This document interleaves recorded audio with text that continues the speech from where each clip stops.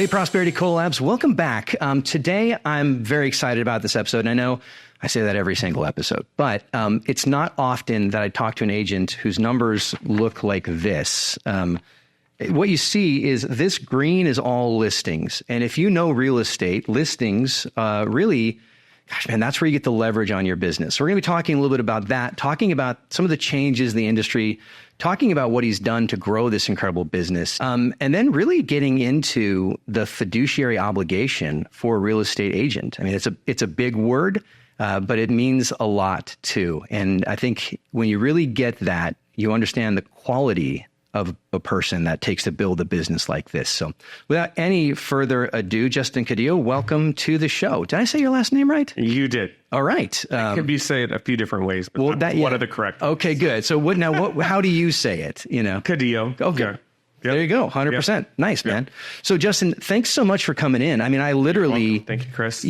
I called you because again, I looked at the numbers. I mean, there's so much green here. You're listing so strong in a market where a lot of people would tell you there's no inventory, right? There's no, they just would tell you what you're doing is impossible, right? And I called you and I said, hey, I'd love to have you come on the show. And you just were like, yeah. And it actually surprised me. So it kind of surprised me too.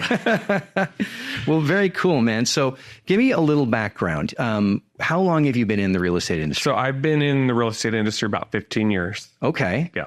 And started out, my mom sold REOs during the last downturn. And she brought me on to help her out.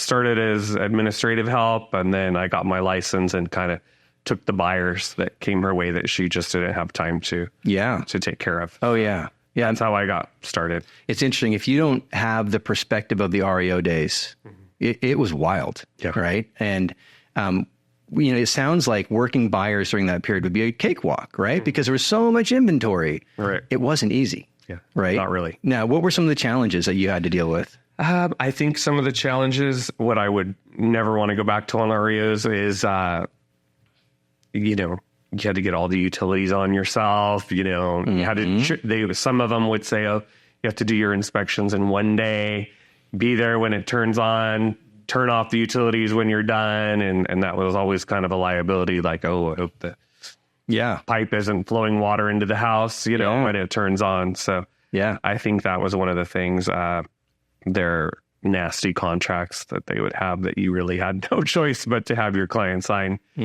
Oh yeah. I bought a house at that time out of an REO. It was a HUD home, and you get nothing disclosure wise, right? We hope for the best, Yeah. And you would, in the homes, I mean, you'd find homes that had just been beat.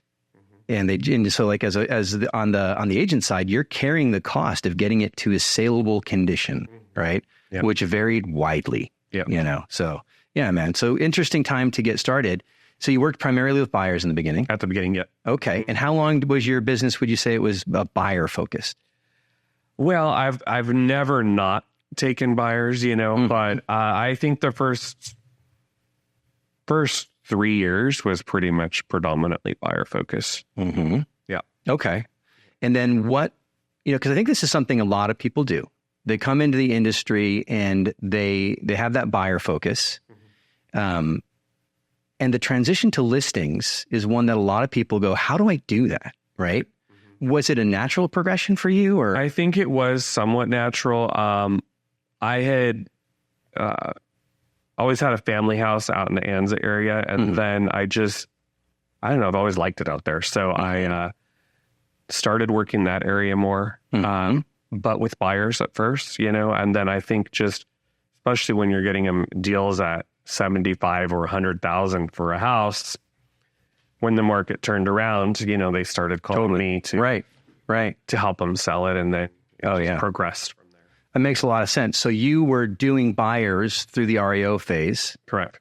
They made a lot of equity on those homes, and then they called you. Correct. So that sounds simple, but they had to still remember you to call you, right? And this industry, I think the statistics around like it's 90% or something of people say they would use their agent again, but they don't, right? Because they're missing them. How did you stay in touch? So that's the mystery that I didn't stay in Okay. touch. That is my number one shortfall as an agent, is lack of follow-up with past clients.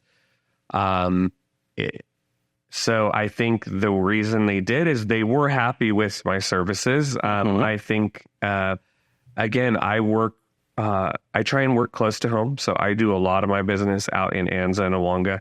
So I took the approach of trying to do as much advertising and saturating my name in that area as possible. Yeah. So I think that they saw that I sold a lot of properties in the area still years later when they were ready to sell. And then they just decided to use me. Okay. So there was the name was out there on signs. They could continue to see it. And so so really it was your presence in the market that kept you top of mind. I would say so. Okay. Yes. Very cool. I'm looking at your current numbers.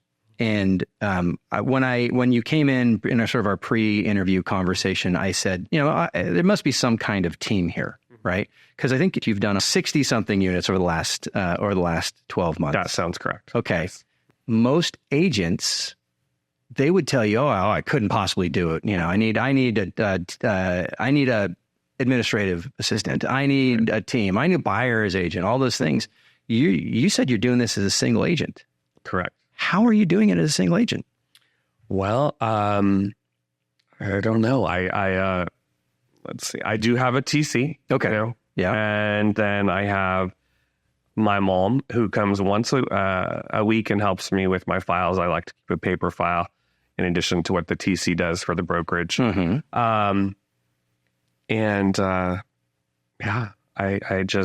I follow up with leads. I try and work the serious ones that I can. And I just take care of business, I guess. You clearly are taking care of business, but okay, I'm going to probe a little bit. Sure. Your day, when you begin your day, what does that look like? Let's see. So, I respond to emails. I get my offer responses out. I work, I don't work long hours. I start at 9 and I'm usually done by 5, and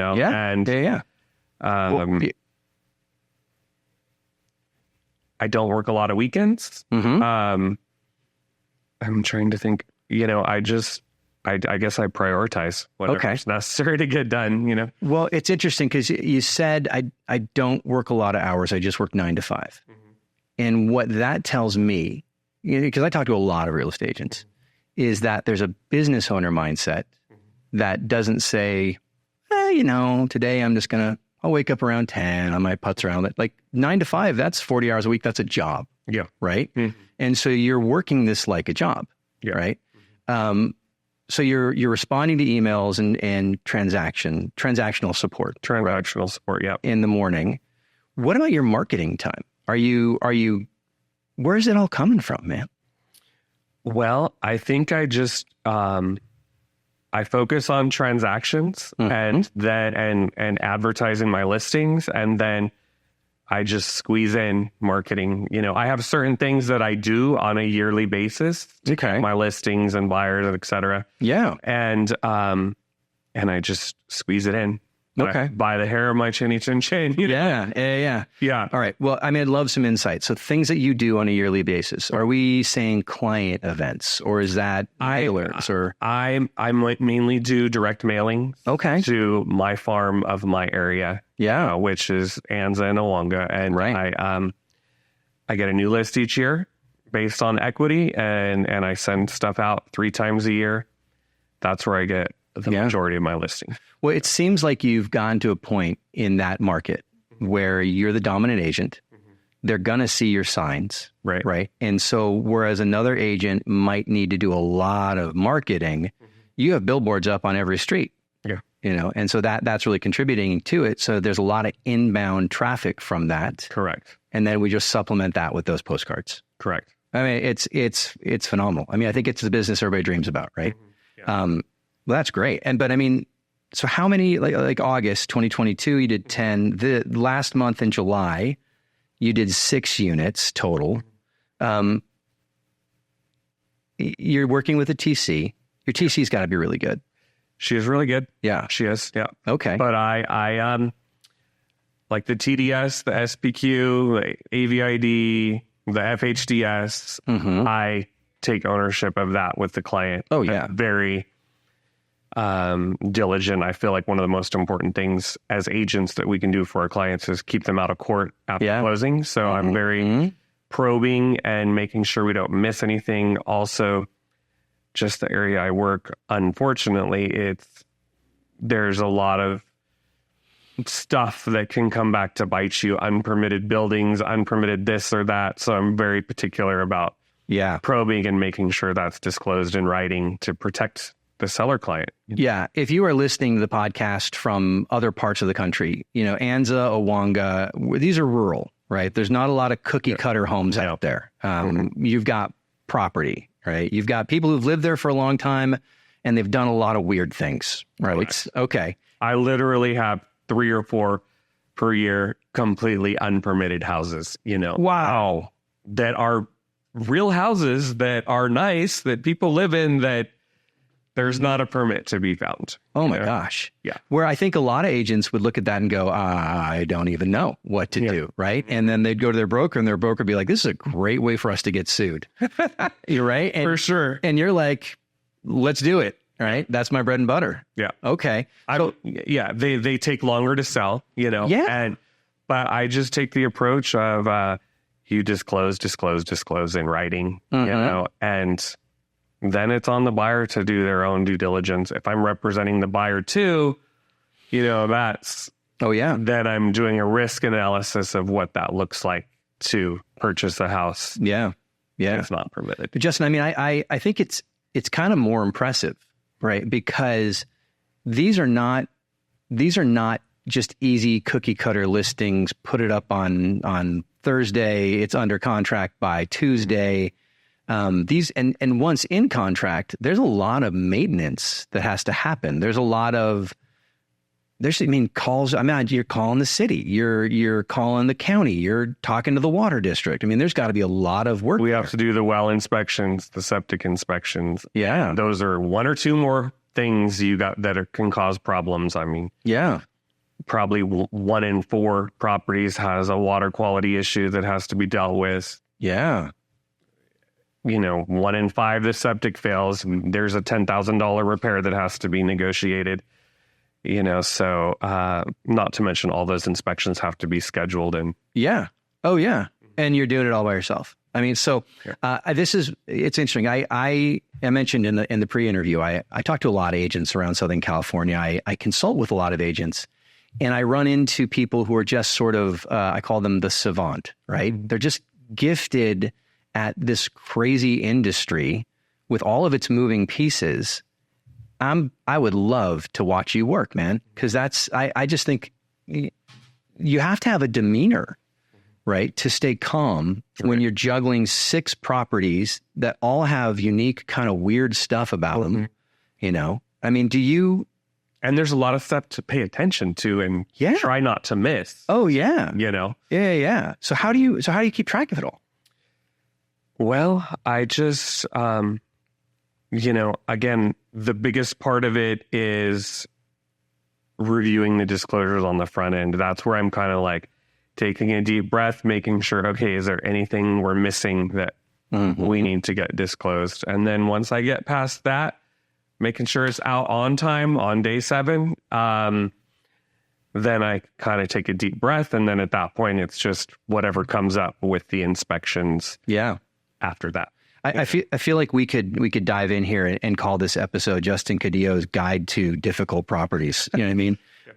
Now, when you're doing that, all the disclosures, are you doing those up front with the sellers? Are you waiting till you get under contract? I typically wait until I get under contract. Okay. I do think it would be probably smarter to do it ahead of time, but I haven't gotten that under wraps, time-wise, schedule-wise. Sure.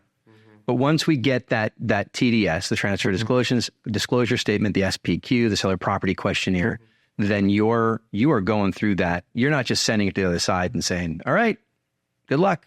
You're going through it.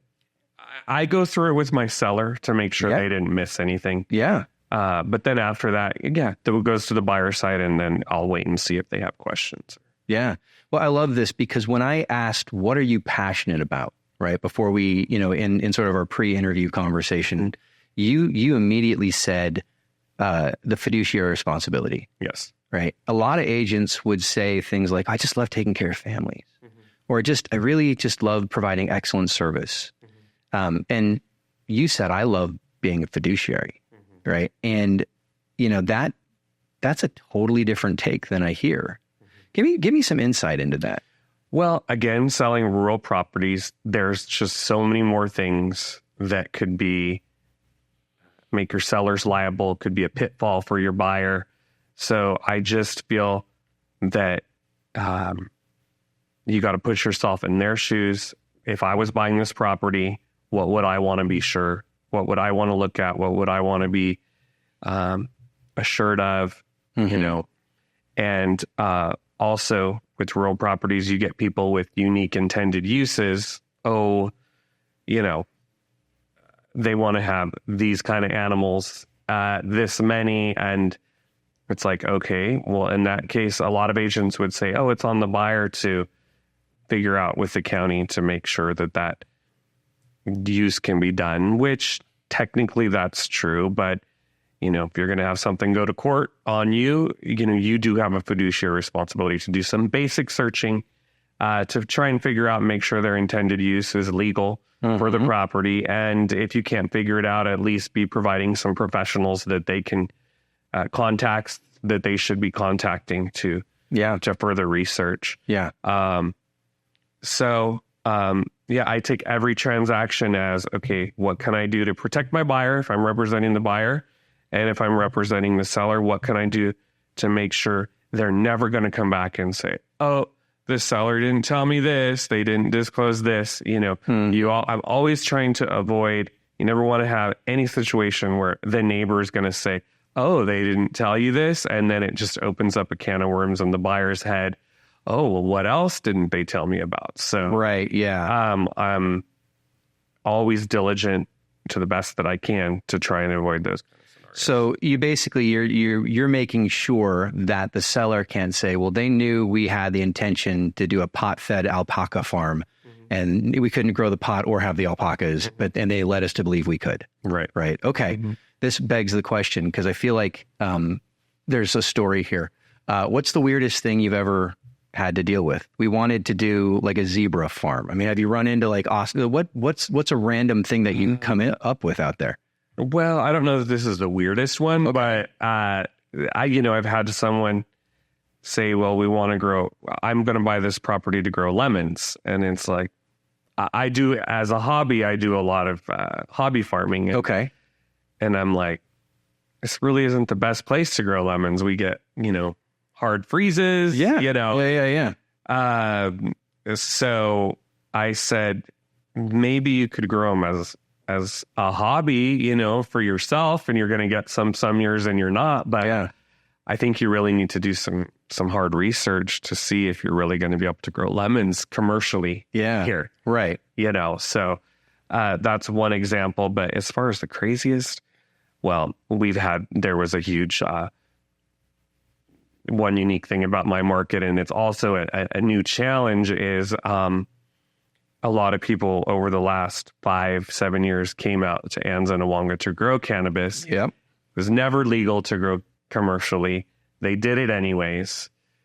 It was a get-rich-quick scheme. Most of the time they didn't tell the agent, but you kind of knew. Yeah. But they would never admit it. Right. And now they're all leaving, and they have their properties that are not ideal for a realtor to sell, that are, again, liability pits that I'm trying to navigate through how best to disclose and protect that seller in that situation from coming back. And a lot of times they're not as cooperative in being as forthcoming with the buyer as I would like them to be. Yeah. If I'm disclosing that I've been engaged in an illegal practice, there's a little bit of reason for me a part, it's a higher level of, ooh, what am I saying here? I don't want this to be used in a court against me. So Right. yeah, that is a challenge. Yeah. So yeah, I can imagine. And I'm not surprised. I mean, California, once legalization happened, man, it boom everywhere. So yeah. Well, very cool, man. So you're doing a tremendous amount of listings. And I want to point it out, Anne's is rural. Your average price over the last 2 years, what do you think it would be? Average price point, like for a house, or like 400,000 to 500,000. So you're selling a lot of properties. I am. Yeah. I probably, like you said, I sell about 50 to 60 properties per year. Yeah. It's a combination of housing and land. I sell a good amount of land too. Yeah. Which I really enjoy. So when you're doing those land deals, again, so you said the use is always important. There's restrictions on lot size, I imagine, as well, right? So if someone comes in, they say, I want to build, 7 units on this. What are the restrictions that you're dealing with out there? Yeah. Normally you can have one house and a guest house, right? Unless it's a 20-acre lot, you might, get away with a few more, but a lot of people would think land is easier, and sometimes it is transactional wise, but again, liability wise, it's not. Oh yeah. And you make less, and there's a decent amount of liability. I mean, when you're selling a tract house, they're going to live there. That's just a family going to live there. But yeah, we deal with things like easements. The county, you have to get an environmental impact report, and they could tell you on a 20-acre lot, you can only build in these 2 acres right here. Mm-hmm. Wow. So these are all things that I have to watch out for, make sure that the buyer knows that they're going to have to go through it. And then again, specific intended uses, got to address that. Nice too. Well, I look at your business, and you mentioned that you started with buyers, and those buyers found you, right? And part of it's the signs, but part of it is it's the impact you made, right? And so if I was your client and I finished a transaction to you, what do you think the client would say about why you stood out in their mind? I think that I listened to them, I paid attention to their concerns, and I addressed their concerns to the best that I could, in a way that got them the information they needed to make a decision, yes or no, I want to proceed with this transaction, without any pressure. Like, here's the negative of this situation. I can't take it away. It's up to you whether you want to purchase this property or not. Got the follow-up inspections that they needed to make an informed decision. Help them arrange that in a timely manner. Yeah.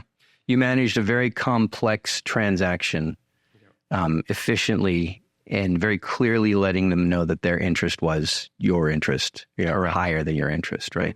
And it comes back to what you said, it's that passion for fiduciary relationship, right? This, the fiduciary relationship, I think, is one that as an industry we've always had, right? We always will have. But in our current climate, with the changes to buyer compensation, a greater scrutiny on agency, I would say in general, I think it's going to become even more important. So you do a lot of listings. You're working with a fair amount of buyers as well. I mean, it's, I don't turn away any buyers. Oh, sure. If I can turn them into a transaction, I'm happy to work buyers as well. So how are you adapting to the changes in the industry? As far as, I don't know, preparing sellers for requests, talking to buyers, Well, so the area that I'm working in is unique in a number of ways, but one way it's super unique right now is it's pretty much a buyer's market. There's way more inventory than there are houses selling each month. And that's on my agenda to kind of analyze that for my clients.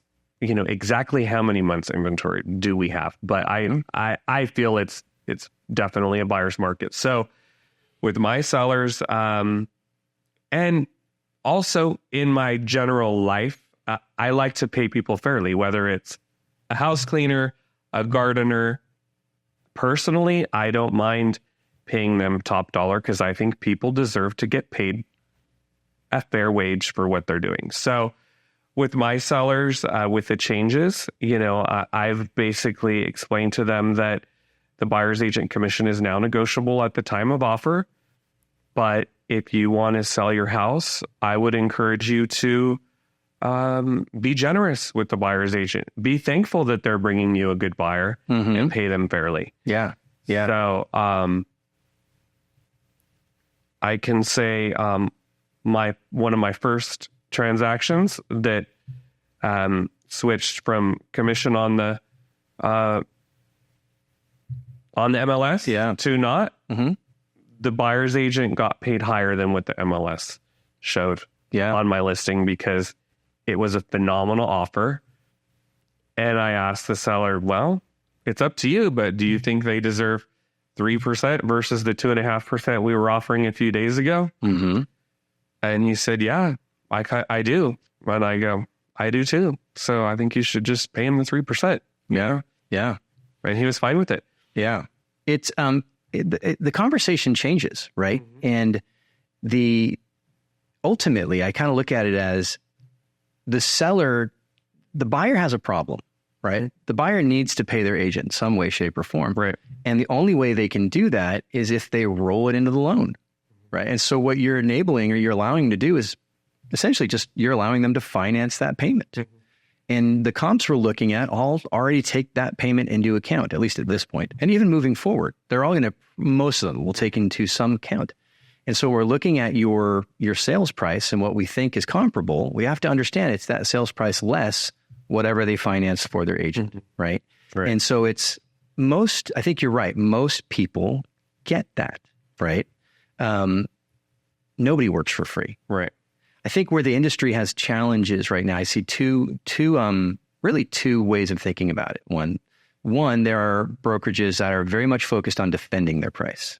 So I'll talk to agents. Well, we're not a low cost brokerage and we do this and we do that. And I go, that's tough. I don't see BMW telling me defending their price. Right. But what I see BMW doing is demonstrating their value, right? Every commercial is, and that's, for you, I think that's a really easy thing to do. You said, listen, nobody knows Anza like I do. Nobody knows Awanga like I do. Nobody knows the complexity of your transaction like I do. So on the list side, that's very easy. On the buyer side, I think it's even easier for you to go in and say, listen, some people are going to tell you that they can do it for one. They can't, right? If you want the best, you're talking to them. Yeah. And that the best costs X. You know what I mean? And I think I think it's a really powerful, you mentioned that the buyer on your transaction got paid more. That's the opportunity. You know what I mean? That's what we should be focusing on. It's wow, I now have the opportunity to negotiate my commission as a buyer's agent, where in the past that was negotiated for me. Right. Right. That's unbelievable. Right. It'll be interesting to see the power dynamic shift in the industry, right? Because traditionally listing agents have had quite a bit of power. Yeah. And if I look at the transaction, your deals are a little different, but most transactions, the buyer's agent's working hard, right? Yeah. And typically getting paid less. Yeah. So it'll be interesting to see. It really will. It will. So I think the listing agent's approach is going to be important, but sometimes the seller's opinion, of course, is going to be what really matters. Oh, totally. But I'm super excited about the change. I think that I'm going to waste a lot less time with people that aren't serious about working with me. We're not going to go look at anything unless you sign an agreement with me. So do you want to work with me, or do you want to just kind of shop around and figure that out later? Right. Yeah. So yeah, I'm actually really excited to embark in the new way of doing business. I'm with you. I think, you look at anytime there's disruption, there's opportunity. And I've been preaching this for months. This is the $1 billion moment we've all been waiting for. If you're willing to seize it. Yeah. Right. If you're going to try to cling to the old way, you're going to go with the old way. Yeah. Yeah. There was a leadership book came out probably 20 years ago. It was some Who Moved the Cheese. and it's about rats, and essentially when the cheese moves, the rats don't go, man, my cheese was here. I loved my cheese. They just go find more cheese. You know what I mean? That's why they survive. And as an industry, we're constantly changing. Yeah. So very cool. Well, what's next for you? Right. What on the horizon, if we look 5 years in the future, what does that look like? Well, my goals at this point is to work smarter, not harder. So I am not looking to grow a ton. I just kind of want to maintain with a better, more efficient way of doing business. And I think this buyer broker agreement is really going to help me achieve that. Yeah, absolutely. And so that's my goal. Very cool. Moving forward. Yeah. Have better balance. I think for a lot of realtors, success is not just success in business, it's success in your personal life, your family life, your marriage. So being able to better balance things is always a short-term, mid-term, long-term goal for me. And so that's part of it too. Yeah. I mean, I look at your process and as we're talking about, Justin Caudillo's Guide to Difficult Properties, there's part of me that thinks, man, just a checklist, right? I took the property and because you have one, it's in your mind, right? No, I need to make one. Totally. That's what's going to help me not miss stuff. Right. Yeah. And so it's interesting. I use a lot of AI tools because I'm basically a cyborg now. And I've started doing this thing. Like, so if I go on a presentation, right? And or when we're going for the SBQ with the buyer or whatever your process is, you can take AI and you can, like, if you just record the audio of the process, you can take it and you can transcribe it, right, to print, and then feed it into ChatGPT or Gemini or one of the others and say, create a template for conversations based on this transcript. And now it's basically just gone through and it's given you the items. You do that for 4 or 5 appointments.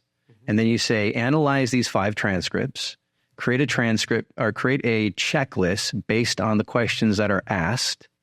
And now you get your checklist. Cool. Just like that. Does it make sense? Like, and it's boom, right? There's huge productivity. I mean, it's crazy how many things you can do with it. Or you do the same thing, all those transcripts, and obviously get your seller's permission. You feed it into the AI and you say, create a seller's guide based on the conversations, an ebook for sellers of rural properties, right? And then you give that to them and the questions you need to think about, the things you have to ask. And which you would have had to hire somebody to follow you around, right? Right. Now you just, on the voice memo on your iPhone, you get that, boom, boom, boom, and all of a sudden you've got that checklist. So anyway, I'll give that. That's a free one. I'll give that to you. So yeah, I mean, what else do you think there's opportunity to systemize? That was my take, just kind of hearing your conversation, that that initial intake checklist so that you can systemize, just everything you do intuitively, right? Right. But what else? To make things more efficient for myself? Sure. Yeah. To get that time. Yeah, I think some checklists. And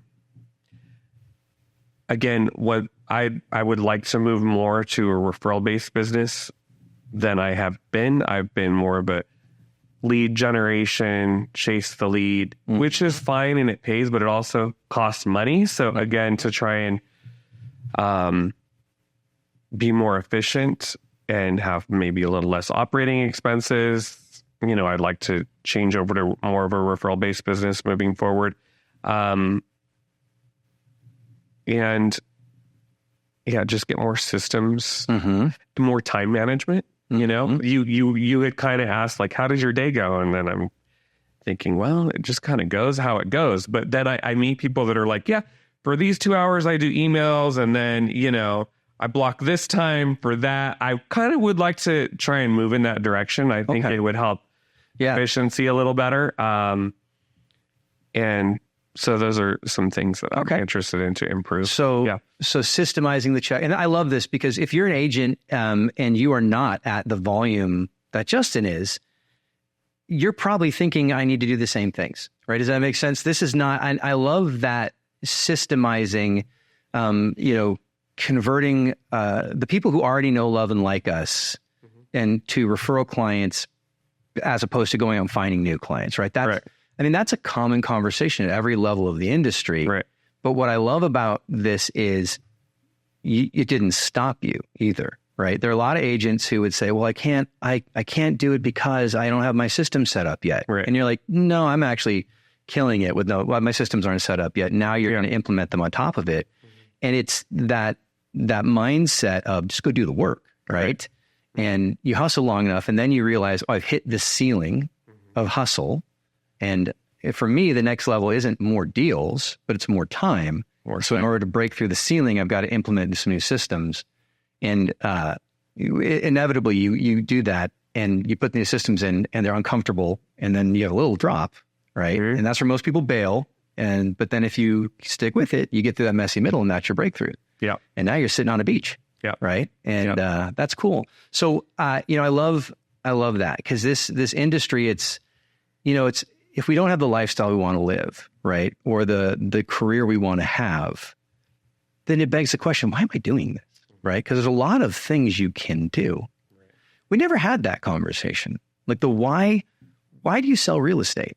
You could have, obviously, I would argue, just looking at the numbers and kind of getting the mindset, that it really doesn't matter what industry you were in, you were going to be a high achiever. It's just this doesn't happen on accident. Right. It might feel like it, but it doesn't. It's just, there's a drive in you. Why did you choose to exercise that giftedness in this industry? I think it just happened. I didn't try or go after it. I just got into it. I didn't go to college, so I don't have a huge choice list of careers that I can make a really good living at. So I think it just happened and I stuck with it. And Yeah.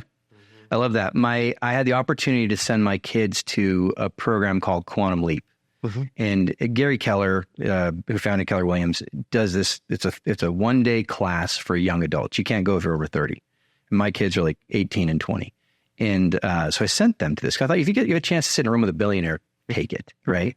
And one of the kids asked something to the effect of, well, how do you know that you picked the right thing, the right career for your life? And Gary's response was, do you marry the love of your life or do you make the person you married the love of your life? Which for an 18-year-old is a big thought, right? Right.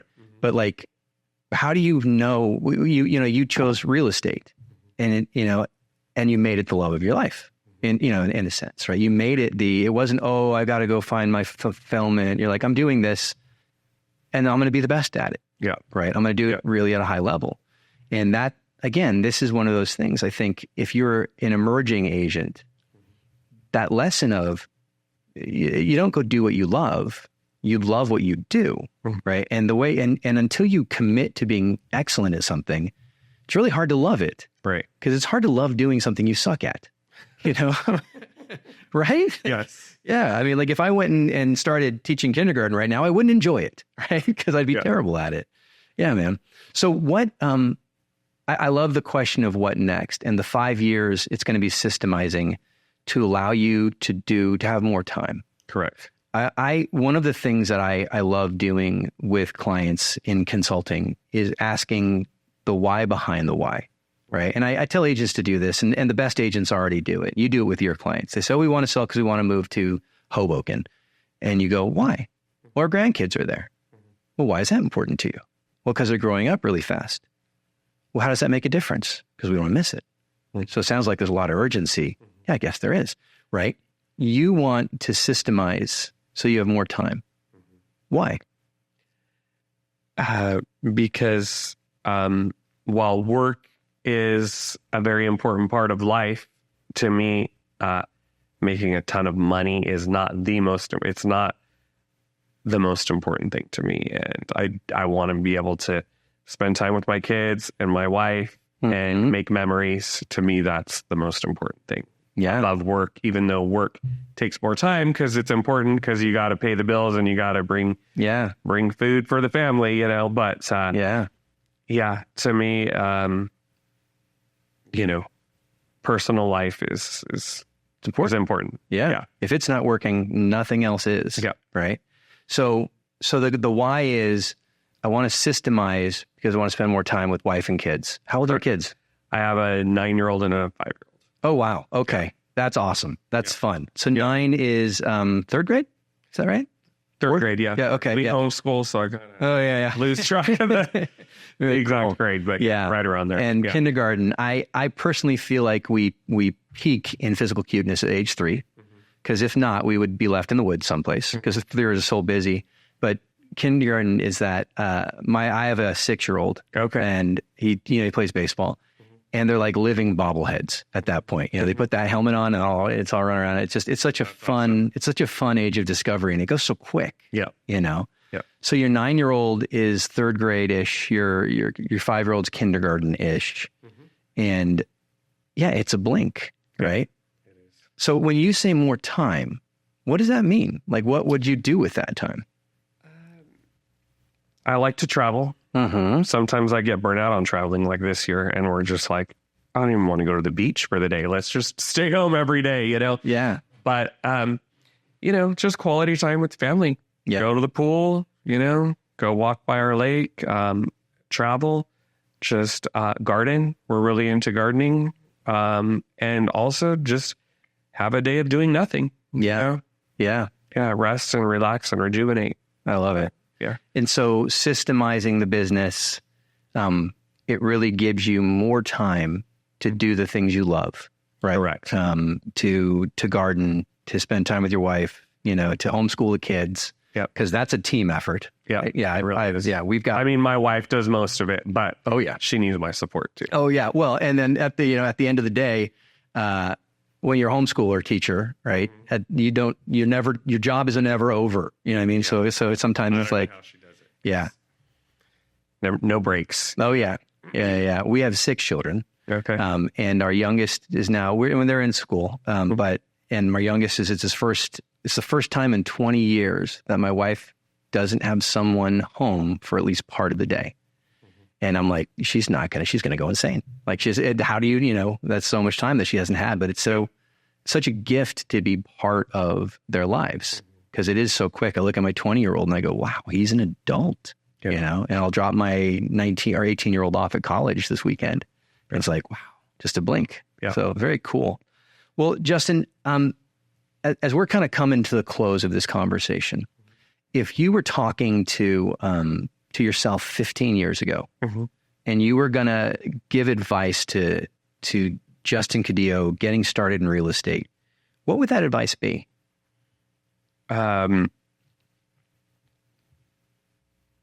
So if I'm talking to myself 15 years ago, Sure. Like, what could I do differently? Or what do you wish you would have known? What do you wish someone would have told you? I think for new agents, my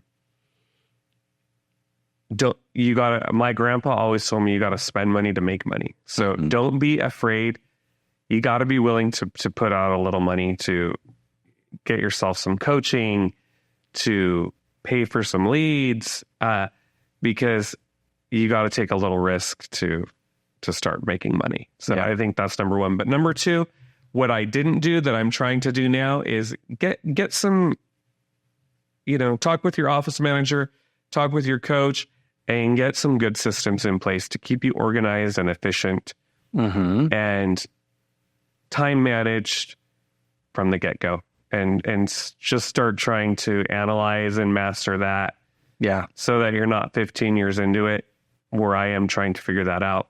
Yeah. And I'm not horrible at it. I mean, like I was saying, one of the unique things about my area is, which I like, a lot of agents get their business from it, but no one does open houses out in my area. So it's one less thing I have to do on the weekend or whatever, and I'm not knocking no open houses. A lot of people do great at them, but for me, it's nice to not have the pressure to do those, because it's something you have to do on the weekend. So I already get a lot of time off that a lot of agents probably wouldn't, but I think, and just take time off. You can't work 7 days a week, 365 days a year, and be good for you, yourself, your clients, your family. Yeah.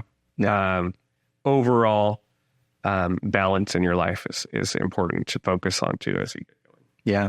Well, it's the entrepreneur's crutch, right? That if it's to be, it's me. And but no one's going to tell you, no one tells you Saturday's your day off either. Right. And so you can run yourself in the ground. There's an agent I consult with, and I remember having a conversation with her, and I said, what would it look like if you just took one day off a week? Oh, I can't do that because this and that. I said, I'm not asking you to do it yet. Yeah. But what would it look like? How would the world have to arrange itself for you to do that? And you just get caught in that hustle so much that you can really lose it. So I love that you say that, and it seems like you've set it up really well for yourself. And I'm in such admiration of the business that you're running and the way you've set that up. And like I said, there are systems that are here already. Right. You can tell because it has to be, right? There is. Yeah. And now it's just a matter of writing them down so that the brain, the largest user of energy in your body, can use a little more energy, on the couch reading with a 5-year-old. Yeah. Yeah, absolutely. Sure. Very cool. Well, Justin, any final words before we sign off today? I would just say for the agent that's in the middle of their career, the best thing that I'm always trying to do to advice is separate the curious from the serious. Try and analyze who's wasting your time and who's not. Don't be afraid to, and I know it's hard, but and I tell myself this and I learn the hard way all the time, but don't be afraid to not take that listing when you can see on the front end they're going to be super difficult and cause you a lot of headaches, or not take the buyer that you think is going to just completely waste your time. Yeah, absolutely. Yeah. Well, it comes back to know your value, right? Yep. And if I take people who don't value me, I'm giving them permission to not value me. Yeah. Right. And that's a hard thing. I mean, there's some fire in your belly there. Yeah. There has to be. Yeah. Well, good deal. Well, Justin, thank you so much for coming in. Thanks, Chris, for having me. It was fun. I just want to hang out, man. This was good. And that's a beautiful, I love the Prosperity Callers podcast because it's just a chance. I have found over multiple interviews with top agents that you really can't be good at this unless you're just a good dude. You know what I mean?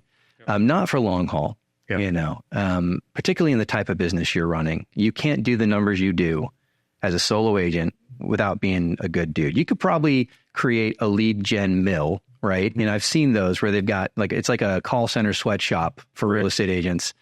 You don't have to be a good dude to do that so much. You can generate the numbers, but to do it in an organic business like you're doing, there's a good guy here, and I think that comes out in the conversation. So thank you.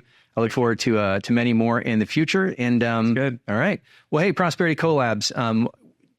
What I'd love you to do on this episode is go ahead and click the download link you're going to see in the description. That's going to give you the cliff notes of this conversation as well, and some actionable takeaways from Justin's life and example that you can use to implement in your business as well. Hey, we'll catch you guys next time.